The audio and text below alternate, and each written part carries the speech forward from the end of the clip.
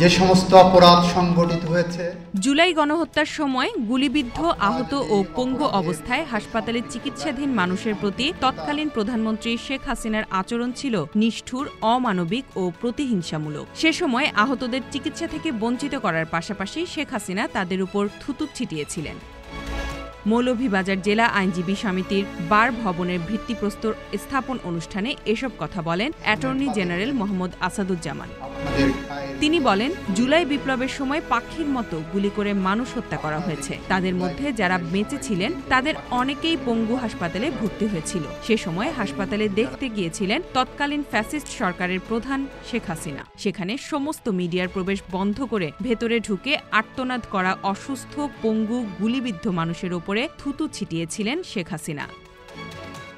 তিনি দাবি করেন, চিকিৎসা সেবা বন্ধের এই আদেশ ও আচরণের প্রত্যক্ষদর্শী ডাক্তার ও নার্সরা আজও জীবিত এবং তারা সাক্ষ্য দিতেও প্রস্তুত। তার মতে, এটি শুধু মানবতা ও চিকিৎসা সেবার ওপর আঘাত নয়, বরং সরাসরি যুদ্ধাপরাধের পর্যায়ে পড়ে। অ্যাটর্নি জেনারেল আরও বলেন, জুলাই গণহত্যার বিচার আন্তর্জাতিক অপরাধ ট্রাইব্যুনালের মাধ্যমে সম্পূর্ণ আন্তর্জাতিক মানে করা হচ্ছে। শহীদদের আত্মত্যাগ যেন কলঙ্কিত না হয়, সে বিষয়ে সরকার সচেতন এবং দায়বদ্ধ। Z news, Dhaka.